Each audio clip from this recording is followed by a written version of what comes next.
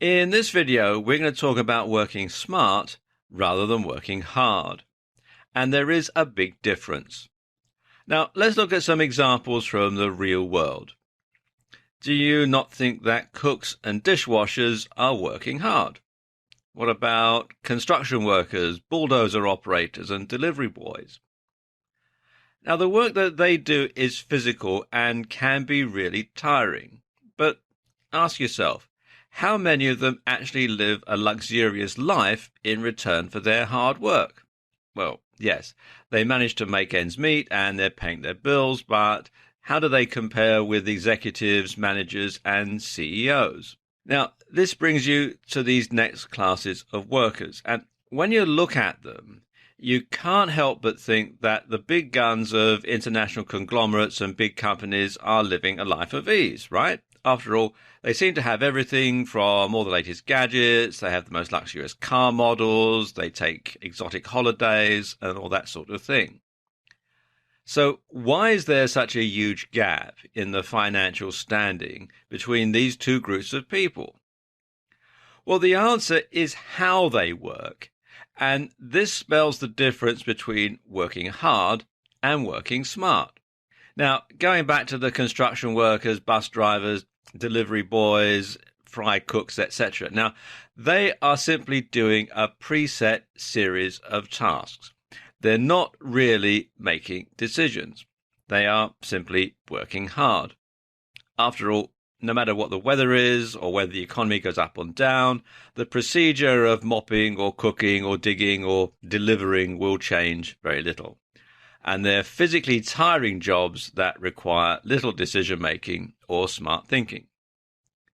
On the other hand, CEOs, managers, and executives, well, they're always making complex decisions. They're always doing deals, they're always finding new ideas for profit, and so on. So, simply put, their work involves working smart, not working hard.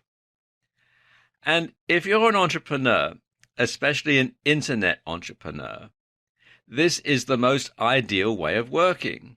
In fact, it should be the only way that you should do things. Working hard online will not yield you cash or income, but working smart will. For example, it doesn't matter how many long hours you stay on your computer working hard to put up your site, to add the contents, or to do any other task. Even if you tie yourself down doing this, you'll not earn cash. Instead, what you have to do is you have to do things in a smart way, and this is the only way that your business is going to boom. Now, to better illustrate how working hard will not yield cash unless you do it a smart way, you should learn more about the misconceptions in the relationship between work and pay. Pay is not the result of work. Now, I know that sounds an odd thing to say, but it's true. And if you're like most people and you come from a fairly ordinary background, you've probably had this stuff dinned into you from a very early age by parents, teachers, and other people who mean well. They tell you, go to school, work hard, get qualifications, go to college, get better qualifications, get a job, get a better job, work hard, get a raise, work hard, get a promotion, do plenty of overtime, yada, yada, yada.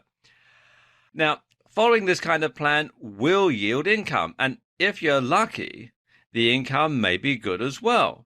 Now, I'm not saying that you don't need to go to school or college, but once you enter the world of work and you get yourself a wage slave job for an employer, you have to ask yourself, were you ever the one who made the decisions? Well, if you have a job, you have to make some decisions. But the ones who make the real decisions, the decisions that really matter, they're the bosses, the managers, and the owners.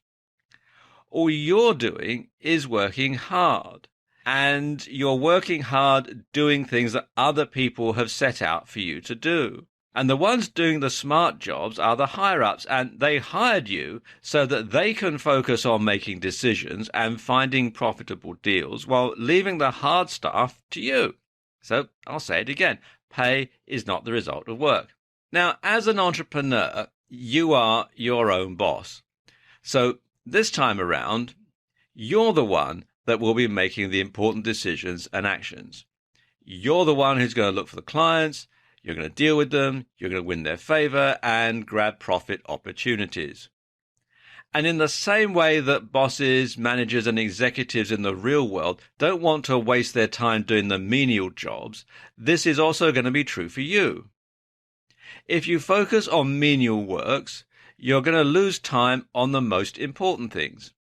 So in this sense, working is a hindrance to being successful, and the work that I'm referring to refers to menial tasks. Now, I'm not saying that any business will be successful without those menial tasks being done. And if those tasks don't get done, then the business will surely crumble and fail. So yes, the menial tasks need to be done, but not by you. So to put it another way, you need to work on your business rather than in your business for it to be successful. And that has little to do with the amount of time and effort that you put in. So don't sweat the small stuff. Concentrate on the big picture, and your business will be successful.